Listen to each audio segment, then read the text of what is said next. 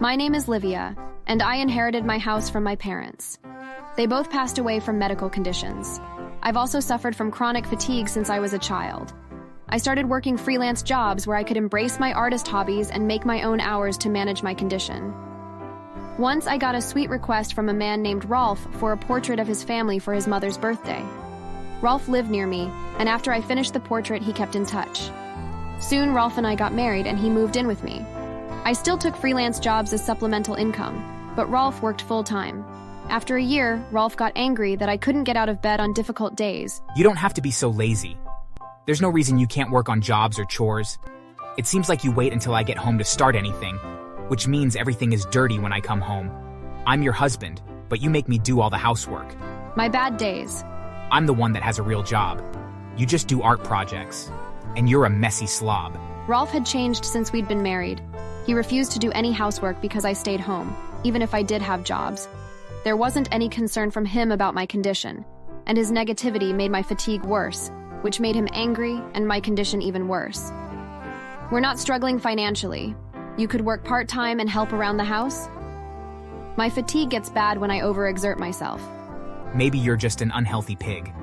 If you had a better diet and cooked for us, you wouldn't feel bad. A change in diet might help, but it wasn't the cause of the problem. Couldn't he understand that I wasn't able to make food sometimes? On bad days, I often wouldn't eat anything. I'm not going to work part-time. To be a respectable man, I need to work full-time so I can move up in the corporation. But we're not poor. Money is everything, dear. Surely you understand that since it funds your silly art projects. Silly? You commissioned a portrait. Your mom loves it. I never cared for art. It's pretty, but lacks substance. Like you, actually. That argument sapped all my energy, and the next week I struggled more than usual. One day, Rolf came home excited about a promotion he'd gotten, and I was excited for him. This promotion will be great for us. One day we'll move out of this junky old house. There's no problem with my parents' house. I mean, some things could be updated to be more modern, but it's fine. No problems? There's no space to entertain, and if I'm going to move up the corporate ladder, I'm going to host parties, and we'll need space for children. Actually, we should get started on those kids. It was hard to say no to that. He was so excited about his promotion, and we'd always wanted kids. Even though I was fatigued often, I pushed myself to make sure that Rolf was in a good mood when he came home so that he'd want to try for a baby. The good feeling couldn't last. Before I knew it, I was sick and nauseous all the time. When I was sure I was pregnant, I told Rolf. That's great, dear, but you have to take care of yourself better if you want this baby. Maybe you could help with the housework so I wasn't overworking myself all the time? I'd appreciate it. Overwork yourself? Ha ha ha. You don't do anything. You just lay here all day. I guess. But housework adds stress, and that's not good for a baby. Then just get rid of it. It was a stupid idea. I don't want to have a baby with you until we're in a better house. Go get an abortion, if you can even get out of bed to make the appointment. What a bastard. I refused to get an abortion. We'd always wanted kids, and surely he was just trying to upset me. A few days later, Rolf told me about more exciting news. I'm bringing you to a work party. They were so excited when I told them about my pregnant wife. I couldn't think of anything worse than going to a party with my fatigue and pregnant nausea, but I agreed. I was just thankful it seemed he'd changed his mind about the abortion. The next day, we to the office party. The party was being hosted at the department head's large second home. This house was absolutely huge. See, this is the house we'd have if you weren't such a sentimental brat about your parents' house. Look at it. It's nice. We're not hanging out with these common workers on the ground floor. This year, I've been invited to hang out with the higher-ups on the top floor. Rolf led me through the house. The party was loud, and the flashing lights made my nausea worse. Once we were upstairs, a bunch of Rolf's co-workers began introducing themselves to me all at once. I felt boxed in and claustrophobic. And I heard about the baby. So exciting. Aren't you proud that Rolf is inner circle now? Eventually, they left us alone, and I voiced my discomfort to Rolf. I'm not feeling well. You never are. Get over it. You're not even doing anything except hanging on my arm so I can show you off.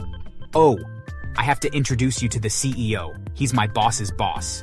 Then a large, intimidating man walked over to us. It seemed this social event wasn't fun for him, and that he was really here to keep his workers in line. He was so tall and towered over me, so I had to look up at him. It just made my stomach twist. So, this is the wife? Nice to meet you, my name is... I couldn't even listen to him give his name because just then I couldn't hold in the urge to vomit. The bile got all over my dress that Rolf had bought new, and all over the CEO's expensive suit that he clearly wore as an intimidation tactic. There was nothing more mortifying, so I ran out of there. I sat alone for 20 minutes before realizing that Rolf wasn't going to come check on me at all and that he was probably still trying to suck up to his bosses. I called a rideshare to get me home that night. Just as I got to sleep, I was woken up by the front door slamming and Rolf yelling, You just had to embarrass me like that. You're just lucky I wasn't fired, you bitch. I blamed it on the baby, but even then they gave me hell. You've always been lazy and good for nothing. I want a divorce. You want a divorce? You've got it. Get me the papers to sign, and until then, you're living with your mother because this is my house. It felt good to yell back for once, and Rolf did eventually leave to go live with his mother after screaming at me once more. He got the divorce papers a few days later, but he made his mother bring them over. Mrs. David, come inside. Dearest, please, just Maria. Mr. David's been gone a while. I'm sorry for the bad news, but these are the divorce papers. I invited Maria inside while I signed the papers. But we started talking, and I told her about the arguments and Rolf's suggestion for an abortion. That's horrible, dearest. For what it's worth, I love your art and think you should do galleries to get your name out there. My work isn't that good, and I won't have time for art with a baby and fatigue. Right. Well, Rolf is no longer my son. I'll give him these papers, but then he's out of my house. Maria did kick Rolf out of her home and also disowned him so that he wouldn't inherit anything from her. The divorce finalized, and Rolf begged me to get an abortion so he wouldn't have to pay child support. I refused. Maria was as kind and supportive as I expected Rolf to be when I'd married him. She cared for me during the pregnancy and supported my art. With her help, I got my art in a few galleries and made decent money from it. Rolf's CEO showed up to one of the galleries and asked about me, so I explained the hell Rolf had put me through. Then he bought my painting for more than the asking price and promised to give Rolf hell. With the money, I updated my home to have room for a child. One night, Maria and I were having dinner together, something she'd made. She updated me on Rolf. He called me, sobbing. His CEO made some changes to the company and Rolf was going to have an entry-level position. Rolf refused as a bluff, and it failed, so now he's jobless. I was happy to hear that. Rolf deserved it.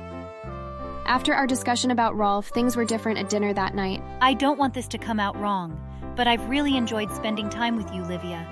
I know you're freshly divorced, and it's my son's fault, but if you were interested in dating again, I think Martin loves you. I hadn't expected that. Martin was Rolf's younger brother, and he was so caring. He will often check on me with Maria and sometimes even send me flowers. I didn't think much of it at the time. I thought he was just being nice and trying to console me as I was freshly divorced, but apparently he had told his mom he loves me. I should put myself out there again and try dating. No one ever supported my art or believed in me like her and Martin, so I trusted her judgment with her other son. I said yes.